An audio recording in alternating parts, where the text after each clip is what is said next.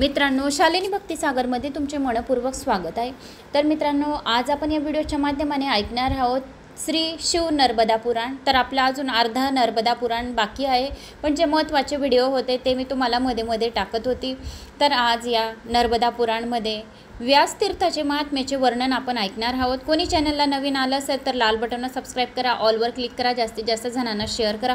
कुठून कोणत्या गावात तुम्ही माझा हा व्हिडिओ ऐकत आहोत आपल्या गावाची कमेंट्स नक्की करा। हर हर नर्मदे, हर हर नर्मदे, हर हर नर्मदे 3 वेळेस नक्की लिहा या बोला। याच्याने आपल्याला नर्मदा परिक्रमा केल्याचे पुण्यफळाची प्राप्ती होते। श्री गणेशाय नमो नमः।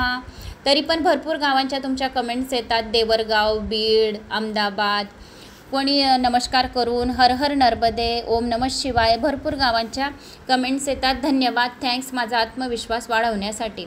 श्री गणेशाय नमो नमः। व्यासतीर्थ महात्म्याचे वर्णन। मुनिश्रेष्ठ श्री मार्कंड म्हणाले, राजेंद्र, त्यानंतर मनुष्याला दुर्लभ पुण्यप्रद अंतरिक्षा स्थितीत अत्युत्तम व्यासतीर्थात जावे। राजा युधिष्ठिराने विचारले, हे पूज्य, हे व्यासतीर्थ कोणत्या कारणास्तव अतिरिक्षा स्थित आहे? ग्रंथाचा विस्तार सोडून हे कृपया संक्षिप्त सांगावे। मुनिश्रेष्ठ मार्कंड म्हणाले, वा, छान, हे महाभाऊ धर्मशील साधूबद्दल अनुराग असलेले स्वकार्यात तत्पर पार्थ, तुम्हाला तीर्थयात्रेबद्दल उत्कंठा आहे। राजा, व्यासतीर्थ सर्व जीवांना दुर्लभ आहे। हे राजपुत्र, मी त्यांना पीडित असमर्थ आहे। माझी स्मरणशक्ती व ज्ञान कमजोर झालेले आहे। हा अत्यंत गुप्त तीर्थाचे कथन कोणालाही केले नाही। हे राजेंद्र, महर्षी व्यासांच्या आश्रयामुळे तेथे कलयुगाचा प्रवेश होत नाही। श्री नर्मदाच्या क्रियेचे फलस्वरूप हे व्यासतीर्थ अंतरिक्ष झाले आहे। भगवती श्री नर्मदाच्या गुणाचे कथन स्वतः प्रजापती श्री ब्रह्मदेवही करू शकत नाही, तर मी नर्मदाचा उत्तम महिमा पूर्णतया कसा जाणू शकेन? तेव्हा व्यासतीर्थांचा अल्प महिमा मी तुम्हास कथन करतो। जिथे आज ह्या कलयुगातही प्रत्यक्ष विश्वास दृष्टीस येतो, महाभयंकर शूल कलयुगातही प्रत्यक्ष पूर्णतया कसा जाणू शकेन?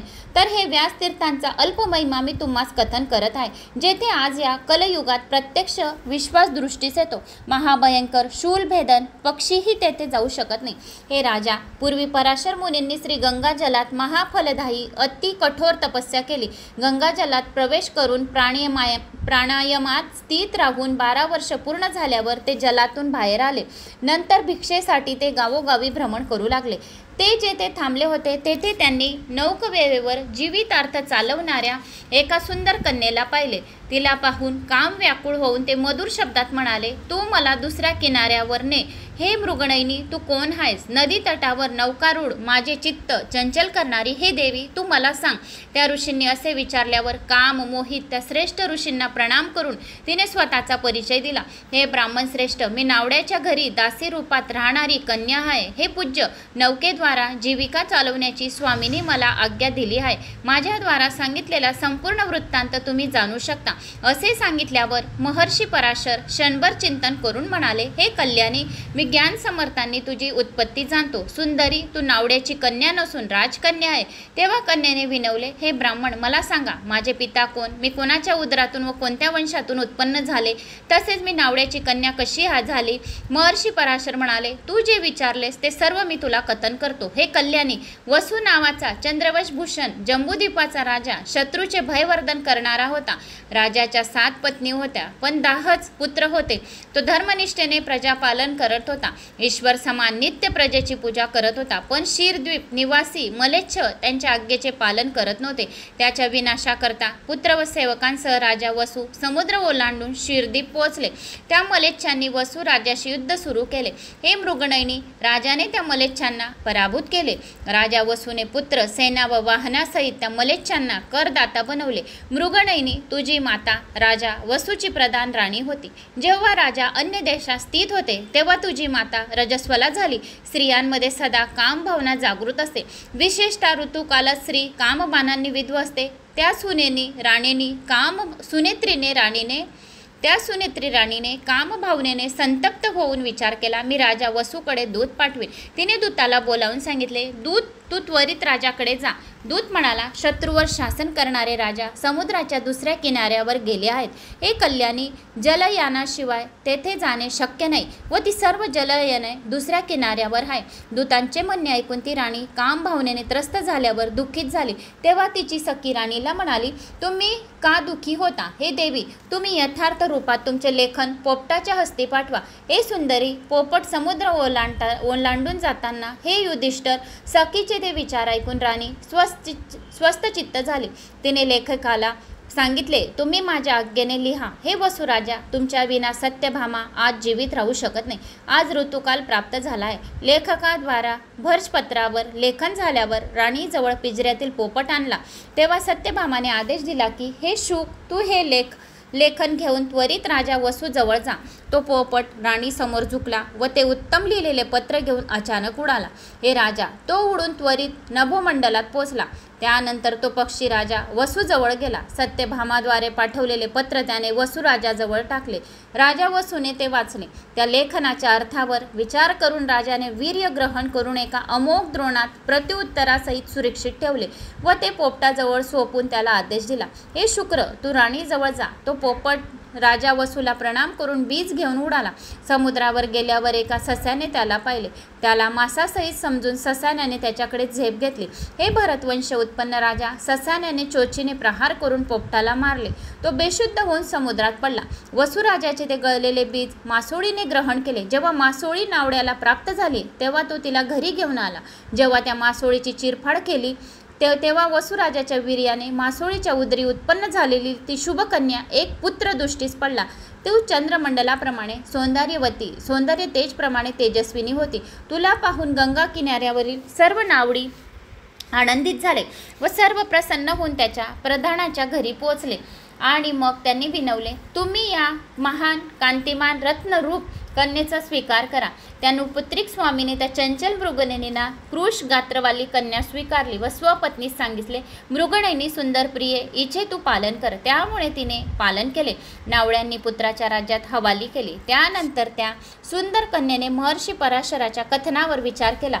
राजा महर्षी पराशरद्वारा असे सांगितल्यावर तिने हृदयापासून स्वतःला अर्पण केले. पण ती ऋषींना म्हणाली, हे ब्राह्मण, ठीक आहे, पण माझ्या देहात मासोळीचा गंध भरला आहे. तेव्हा त्या ऋषींनी त्या सुंदरीला दिव्य गंधाने सुवासित केले. असे योग प्रभावाने करून शिवाय अग्नी प्रज्वलित करून त्यांनी अग्नीची परिक्रमा केली व तिला प्रेमाने ग्रहण केले. त्या ऋषींनी नावेतच त्या सुंदरीच्या कामस्थानांना स्पर्श केला. हे धर्मपुत्र, या प्रकारे ब्राह्मणाला अत्यंत कामातूर जाणून ती भयभीत झाली. ती हसत त्या ऋषीला म्हणाली, हे बुद्धिमान, लोकांसमोर अधम जनांना योग्य असे कर्म करताना तुम्ही लज्जित होत नाही का? मग त्यांनी तत्क्षणी ध्यान करून अंधकारपूर्ण मायेचे स्मरण केले. तेव्हा तमोगुणयुक्त माया तेथे उत्पन्न झाली. तिने सर्व चराचर व्याप्त केले. त्या अंधकार व्याप्त कर्मामुळे ती विस्मित व अनुरक्त झाली. त्यानंतर ब्रह्मचर्याने तप्त त्या महर्षीने श्रीसौख्य क्रीडा केली. तेव्हा तत्क्षणी तिने गर्भभाराने पीडित होऊन जटाधारी, दंडधारी कमंडलू घेतला जात शांत कटी मुंज मेखलीने शोभित उत्तरीय वस्त्रधारी विष्णुमाया प्रभावरहित तेजस्वी बालकाला जन्म दिला. हे पार्थ, त्यामुळे अधिकच सांशकित होऊन त्या कोमल बालकाला पाहून थरथर कापत ती सुंदरी मुनीला शरण जाऊन म्हणाली, हे मुनिश्रेष्ठ, बुद्धिमान पराशर, अत्यंत अद्भुत लंगोटी मेखलाने युक्त दंडधारी जटाधारी उत्तरीयाने शोभित माझ्या या पुत्राचे आपण रक्षण करावे, रक्षण करावे. महर्षी पराशराने तिला धीर दिला. पुत्र उत्पन्न झाल्यामुळे तू घाबरू नकोस. तू पुन्हा कुमारी होशील. योजनगंधा सत्यवती नावाने प्रसिद्ध होशील. शंतनू नावाचा राजा पुत्र पती होईल व चंद्रभूषण तू त्यांची पहिली पटराणी होशील. तू निर्भय होऊन स्वतःच्या घरी जा आणि पूर्वरूपात स्थितीत हो. हे सुंदरी, तू या विषयात दुःख करू नको. तू माझे ज्ञानबल पाहिले आहेस. असे सांगून ते महर्षी यथाचित स्थायी निघून गेले. ती सुंदरी पुत्रावर आश्रित झाली. एकदा तो पुत्र भक्तिपूर्वक सवनीय मातेस साष्टांग नमस्कार करून म्हणाला, मला क्षमा कर, माझ्यावर कृपा कर. माते, मी ईश्वर आराधना करेन.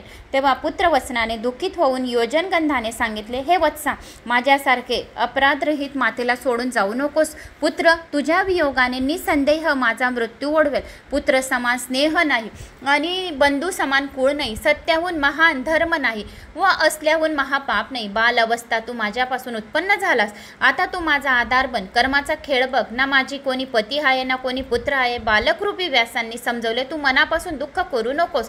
मी तुला सत्य सांगत आहे. हे देवी, तू कार्यसिद्धीसाठी आपत्ती समय माझे स्मरण कर. मी तुला आपत्तीमधून वाचवेन. माझ्या कठोर वचनाबद्दल मला क्षमा कर, असे आश्वासन देऊन व्यास तेथून निघून गेले. ती कन्या सुद्धा घरी गेली. ते पराशर पुत्र तेथे वनात दुःखित झाले. हे राजा, त्रेतायुगात द्वापरदीत इंद्रादी देवांनी व्यासपदाकरता चिंतन केले, तेव्हा गंगा तटावरील नावड्याने पालन केलेल्या कन्यापासून निर्माण झालेला ज्ञानी बालक त्या योग्य आहे, असे नारद मुनीने सांगितले. श्री नारद मुनीच्या वचनानुसार सर्व देवालय, श्री परशुराम, श्री ब्रह्मदेव, इंद्रदेव सर्व मुनींसह नाव आदी वेगवेगळे सांगून उत्तम उत्तम वा छान असे म्हणू लागले. पितामह ब्रह्मदेवाने बालकाला गर्भदान आदी संस्काराने संस्कृत केले. हा बालक द्वीपात जन्म घेतल्याने द्वैपमान पराशर पुत्र झाल्यामुळे पराशर, कृष्णाचा अंश असल्यामुळे कृष्ण, तसेच वेद विभाग केल्यामुळे व्यास नावाने ज्ञात होईल. तेव्हा ते बालक श्री ब्रह्मदेव व इतर मुनीद्वारा वारंवार अभिषिक्त झाले. तू सर्व लोकात व्यास नावाने विख्यात होशील, असा आशीर्वाद देऊन देवगण तेथून निघून गेले. मग कृष्ण द्वैपान वेदव्यासांनी तीर्थयात्रेस प्रारंभ केला. त्यांना गंगा स्नान केले, केदारेश्वर, पुष्कर तीर्थात स्नान केले, गया, नैमिषारण्य तीर्थ, कुरुक्षेत्र, सरस्वती उज्जैनीमधील महाकालेश्वर, प्रभास क्षेत्रात सोमनाथाचे दर्शन, सागरापर्यंत पृथ्वी स्नान करून महामुनी वेद रुद्र उत्पन्न पवित्र मंगलमय अमृत रूपा श्री नर्मदा तटावर आले. श्री नर्मदाला पाहून आनंदित झाल्यामुळे त्यांच्या चित्ताला विश्रांती मिळाली. तेथे श्री वेद व्यासांनी महातप केले. ग्रीष्म ऋतूत चिंतन ऋतूत पंच अग्नी स्थित होऊन, वर्षा ऋतूत निवारण आकाशाखाली जमिनीवर लोळून, हेमंत ऋतूत झालेल्या वस्त्रांनी त्यांनी श्री शंकराचे चिंतन केले. ते सृष्टीसंहार करणाऱ्या कुठल्याही अस्त्रशस्त्रांनी अविद्य वरदायी मंगलमयी सिद्धेश्वर लिंगाचे नित्यपूजन तसेच ध्यानधारणेत तत्पर राहिले. सिद्धेश्वर लिंगाच्या पूजनाने तसेच ध्यानयोगाच्या प्रभावाने भगवान श्री शंकर कृष्ण द्वैपांसमोर प्रत्यक्ष प्रकट झाले. ईश्वर म्हणाले, हे पुत्र, मी तुझ्यावर प्रसन्न झाला आहे, उत्तम वर माग. व्यास म्हणाले, हे भगवान, जर आपण माझ्यावर प्रसन्न आहात, शिवाय मला वर देऊ इच्छिता तर श्री नर्मदा तटावर आपण स्वतः प्रत्यक्ष राहा. उमानात आपण तेथेच राहा. आपल्या कृपेने भूत भविष्य काळाचे जाणकार व्हा. ईश्वर म्हणाले, पुत्र, माझ्या कृपेने तुला असेच ज्ञान प्राप्त होईल. तुझा भक्तिवश असा मी नर्मदा तटावर प्रत्यक्ष राहीन. हजारांच्या अंशाच्या अर्ध भागात तुझ्या आश्रमात मी प्रत्यक्ष निवास करेन, असे आश्वासन भगवान शंकराने देऊन कैलास पर्वतावर निघून गेले. कृष्ण द्वैपानांनी योग्य वेळ आल्यावर विवाह केला. शास्त्रानुसार विधीपूर्वक विवाह केल्यावर तसेच पत्नीचे पालन केल्यावर पराशर नंदन श्री व्यासांना पुत्र प्राप्ती झाली. श्री ब्रह्मदेव आदी सर्व देवतांनी वृद्धीचा आशीर्वाद दिला. पुत्र जन्माच्या उत्सवाचा तीर्थयात्राच्या प्रसंगाने वसिष्ठ आदी श्रेष्ठ मुनी तसेच पराशर आदी मनु, अत्र, विष्णुरहित, याज्ञवल्क्य, शुक्राचार्य, अंगिरा, यम, आपस्तम, सर्वस्त, कात्यायन, बृहस्पती अशा शिष्यसहित माझ्या महाभाग्यशाली नर्मदा तटावर राहणारे हजारो मुनी व्यास महर्षींच्या अत्यंत शुभ मनोहर आश्रमात आनंदाने आले. राजा, त्या महर्षी व्यासांनी सुद्धा त्या सर्व श्रेष्ठ ब्राह्मणांना पाहून सन्मार्थ सामोरे जाऊन पित्याला नमस्कार करून तेथे विधीपूर्वक इतरांना नमस्कार करून त्या सर्वांना प्रेमपूर्वक आसन ग्रहण करावेसे लावले. चरण स्पर्शनार्थ जल व अर्घ्य निवेदन केले. पुन्हा हात जोडून म्हणाले, आज आपल्या सर्वांशी संभाषण केल्याने तसेच पूजनाने माझा उद्धार झाला. जंगलात उपलब्ध भाजी व जंगली फळे मी आपणा सर्वांना प्रेमपूर्वक देईन. तेथे श्री व्यासांनी प्रत्येकाला नमस्कार करून त्या सर्वांना निमंत्रित केले. कृष्ण द्वैपान मुनींनी नमस्कार करताना पाहून त्या सर्वांनी वृद्धीसाठी जयकार आशीर्वाद देऊन एकमेकांकडे पाहिले. त्यानंतर सर्वांनी मुनिश्रेष्ठ पराशरकडे पाहिले व म्हणाले, पूज्य श्री पराशर मुनी, तुम्ही व्यासांना उचित उत्तर द्यावे. तेव्हा पूज्य पराशर मुनींनी त्यांची इच्छा प्रकट करत श्री व्यासांना म्हटले, भोजनाची इच्छा असून व्रतभंगाच्या भीतीने विशेषतः श्राद्धात श्री नर्मदाच्या दक्षिण तटावर ते भोजन करून इच्छित नाही. श्री व्यास महर्षी आदरपूर्वक उत्तरले, मी आपल्या आज्ञेने पालन करतो. आपण सर्व क्षणभर थांबा, जोपर्यंत मी नर्मदाला प्रसन्न करून उत्तम विधी सिद्ध करतो, असे सांगून ते पवित्र श्री नर्मदाच्या तटावर स्थित झाले. अचानक श्री व्यासांनी श्री नर्मदाची स्तुती केली. हे राजा, ती तुम्ही ऐका. हे माते, तुझा जय असो. हे देवी तुला नमस्कार असो. हे वरदायी पापनाशक अतिफलदायी माते तुझा जय जयकार असो. शुंभ निशुंभ पालकधारी देवी तुझा जय जयकार असो. सूर नर संकटहारिणी माते तुला मी नमस्कार करते. सूर्य चंद्र रूपी नेत्र धारण करणारी देवी तुझा जय जयकार असो. अग्निपेक्षा दैत्यमान सुंदर मुखी माते तुझा जय जयकार असो. भैरव देही लीन तुझा जय जयकार असो. अंधक दैत्यांचे शोषण करणारी तुझा जय जयकार असो. महिषासूर मर्दनी शूल धारिणी तुझा जय जयकार असो. सर्व लोकांची पाप हरी माते तुझा जय जयकार असो. श्री ब्रह्मदेव आणि श्री रामद्वारा वंदित देवी तुझा जय जयकार असो. सूर्यदेव इंद्रदेव शिरोवंदित माते तुझा जय जयकार असो. स्कंद शस्त्रधारी ईश्वधारा अभिनंदित देवी तुझा जय जयकार असो. सागर गामिनी माते तुझा जय जयकार असो. दुःख दारिद्र्य विनाशक देवी तुझा जय जयकार असो. पुत्र व भार्य आदीची वृद्धी करणारी देवी तुझा जय जयकार असो. समस्त शरीरधारीमध्ये शक्तिरूपी देवी तुझा जय जयकार असो. स्वर्ग दर्शन घडवणारी दुःख हरण करणारी देवी तुझा जय जयकार असो. व्याधी विनाश करणारी तसेच संसार बंधनातून मुक्त करणारी देवी तुझा जय जयकार असो. सर्व इच्छा पूर्ती करणारी देवी तुझा जय जयकार असो. सिद्धांमध्ये श्रेष्ठ माते तुझा जय जयकार असो. श्री व्याधरहित व्यासरचित स्तोत्राचे जो काम क्रोध रहित होऊन भगवान श्री शंकरासमोर जो शुद्ध भावनेने घरात हे स्तोत्र पठन करतो या श्रवण करतो त्याच्यावर महर्षी वेद व्यास व शंकर प्रसन्न होतात. शिवाय सर्व पाप क्षय करणारी श्री नर्मदा देवी प्रसन्न होते. पृथ्वीवर जे नर्मदाची स्तुती या प्रकारे करतात ते पुन्हा यमलोकात जात नाही. देवी तुझ्या गुणांचे कीर्तनाने प्रजापती श्री ब्रह्मदेव मोहित झाले. श्री नर्मदे बृहस्पती सुद्धा तुझ्या स्वरूपाचे वर्णन करू शकत नाही. देवी तेव्हा हे तुझे सर्व गुण मी कसे जाणू शकेन. अशा प्रकारे काया वाचा मन व्यासांचे पवित्र भाव जाणून प्रसन्न झालेली श्री नर्मदा नदी म्हणाली, हे महामुनी व्यास, तुमच्या सत्य भाषणाने मी अतिशय संतुष्ट झाले आहे. जरी काही वर मागण्याची इच्छा असेल तर तो मी तुम्हास देते. श्री व्यास म्हणाले, हे देवी, जर तू माझ्यावर प्रसन्न आहेस आणि माते माझ्यावर जर तुला आशीर्वाद देण्यास उद्युक आहेस तर तू तुझ्या उदर तटावर ऋषींचे आतिथ्य करणारी योग्य व्यास. श्री नर्मदा म्हणाली, हे व्यासमुनी, मार्गवर्धी कार्यप्रवृत्तीची प्रार्थना उचित नाही. इंद्र चंद्र यमदेव सुद्धा मार्गविरुद्ध चालणाऱ्या असमर्थ आहे. हे पुत्र, पृथ्वीवर दुर्लभ असा दुसरा वर मागावा. देवीचे ते वचन ऐकून श्री व्यास मूर्छित झाले.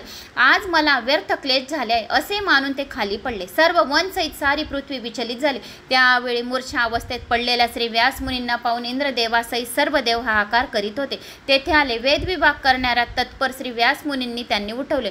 वास्तविक ते श्री व्यासांनी श्री नर्मदा तटावर ब्राह्मणाकरता कष्ट करीत होते, स्वतः करता नाही. गाय व ब्राह्मणार्थ प्राणसुद्धा त्वरित त्याजावा. अशा प्रकारे श्रेष्ठ श्री ब्रह्मदेव आदी देवांनी त्या श्री नर्मदाला म्हणाले. तेव्हा घाबरलेल्या श्री नर्मदाने शीतल जलनी वायू व्यास मुनींवर अभिषेक केला. सत्यवती पुत्र श्री व्यासांनी सचेतन होऊन श्री नर्मदा देवीला नमस्कार केला आणि म्हणाला, हे देवी, पूज्य गुरुजनांना सेवनार्थ फलदायी घेण्याची विनंती केली, पण माझ्या दुर्भाग्याने ती पवित्र अशा निष्फल झाली. जसे साधारण मनुष्याला उत्तम अरण्यातील पुष्प. श्री नर्मदा म्हणाली, महातेजस्वी व्यास, या भूतलावर तुझ्या मनाप्रमाणे मला ज्या मार्गाने घेऊन जायची इच्छा आहे त्या मार्गाने विद्याजलाच्या साथीने आज दंडधरी अशा तुमच्या पाठोपाठ गमन करीन आहे. असे सांगितल्यावर महातेजस्वी सत्यवती पुत्र श्री व्यासांनी निज आश्रमाच्या दक्षिणेकडे श्री नर्मदाला चालवले. त्या दंडस्थ महातेजस्वी मुनींनी हुंकार केला. त्यांच्या हुंकारातून भयभीत झालेली श्री रुद्रनंदिनी नर्मदा चालू लागली. दंडाने मार्गदर्शन करत श्री व्यासांनी श्री नर्मदाला पुढे केले.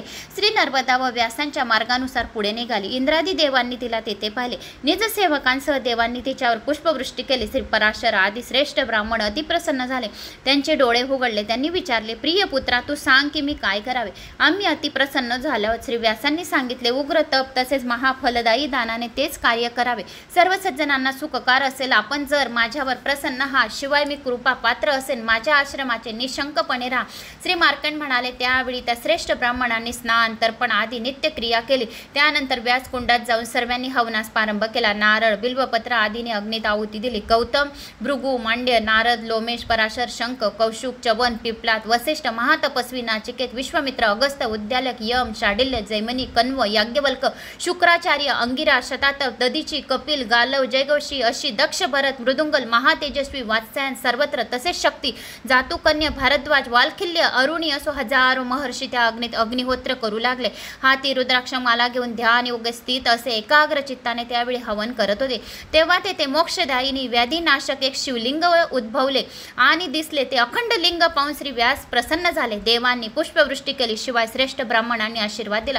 त्रिलोचन भगवान श्री शंकर शंकराला पाहून श्री व्यासांनी साष्टांग नमस्कार केला आणि ब्राह्मणाची पूजा केली. हे पांडुपुत्र, पितासह सर्व ब्राह्मणांना भाजी फळाफुळांचे भोजन दिले. त्यानंतर व्यासांना पुण्य आशीर्वाद देऊन ब्राह्मण आपापल्या आश्रमात निघून गेले. तेव्हापासून ते तीर्थ बुद्धिमानाद्वारा व्यासतीर्थ नामाने संबोधले जाते. व्याधिष्ठर म्हणाले, हे मुनिवर्य, त्या तीर्थाच्या सेवनाने जे पुण्यफल प्राप्त होते त्यासंबंधी सर्व मला सांगावे. स्नान दानाचा विधी कोणत्या वेळी जास्त फलदायी असतो तेही सांगावे. मार्कंडे म्हणाले, भावंडासहित ते पांडव, मी सर्व तुम्हाला सांगतो. कार्तिक महिन्याच्या शुक्ल पक्षातील चतुर्थीला जितेंद्रिय होऊन उपास करून भक्तिपूर्वक रात्री जागरण करावे. शिवाय श्री शंकराला दही, मध, दूध, तूप, साखर तसेच कुश मिश्रित पंचामृताने स्नान घालावे. सुगंधित चंदनाने श्री शंकराला लेपन करावे. सुगंधित पुष्प बिल्वपत्राने पूजन करावे. सुगंधित मुचकुंद, कुंद, गवत फुले तसेच काळानुग्रह उमलणाऱ्या फुलांनी सर्वतोम दीपेश्वर श्री शंकराची परमभक्तीने पूजा करावी. ऊस व ऊसाचा रस भरलेला गडवा दिल्यास श्री शंकर प्रसन्न होतो. ऊसाच्या रसाचे 8 गडवे व ऊस दिल्यास 1 दिवसाचे पाप नष्ट होते. ऊसाच्या रसाने शिवलिंगाचा अभिषेक केल्याने सर्व पापांचे नाशच होते. तसेच ऊसाच्या रसाचे 108 गडवे वा ऊस दिल्यास 1 महिन्याचे पाप नष्ट होते. ऊसाच्या रसाचे 1000 गडवे या ऊस दिल्यास 6 महिन्याचे पाप नष्ट होते. त्याचप्रमाणे दुप्पट दिल्यास 1 वर्षाचे पाप नष्ट होते. ऊसाच्या रसाचे 10,000 गडवे ऊस दिल्यास पूर्ण जीवनाचे पाप नष्ट होते. साधारणपणे दुप्पट दिल्यास रोग नष्ट होतो. तिप्पट दिल्यास मनुष्याला धनप्राप्ती होते. 6 पट दिल्यास वक्ता अन त्याच्या दुप्पट दिल्यास मनुष्य सिद्ध होतो. 10 लाख दिल्यास निसंशय रुद्रभाव जागृत होतो. हे राजश्रेष्ठ बुद्धिमान मनुष्य पौर्णिमेला भक्तिभावाने मंत्रासहित विधीपूर्वक सर्व पापनाशक स्नान करतो. वारुण स्नान, जलस्नान, अग्निस्नान, भस्मस्नान, ब्रह्मस्नान, अपोष्ट स्नान आदी मंत्रांनी केलेले स्नान. त्यानंतर देव, पित्तर, मनुष्याचे तर्पण करतो. म्हणून 4 प्रकारचे स्नान सांगितले: अग्निस्नान, वारुस्नान, ब्रह्मस्नान, वायव्य स्नान, गोरस्नान. ऋग्वेदातील केवळ एका रुचीचे स्पर्श संपूर्ण ऋग्वेद स्वाध्यायाचे पुण्यफल प्राप्त होते. तसेच सामवेदाचे, यजुर्वेदाचे संपूर्ण फल प्राप्त होते. ओम हा एकाक्षरी मंत्र, सूर्य मंत्र, शिव मंत्र अथवा द्वादशर वैष्णव मंत्राचा जप करावा. सर्व लक्षण संपूर्ण वा स्वभार्य संतुष्ट, दंभ लोभ रहित सत्पात्री विद्वानाने ब्राह्मणाचे भक्तिभावाने पूजन करावे.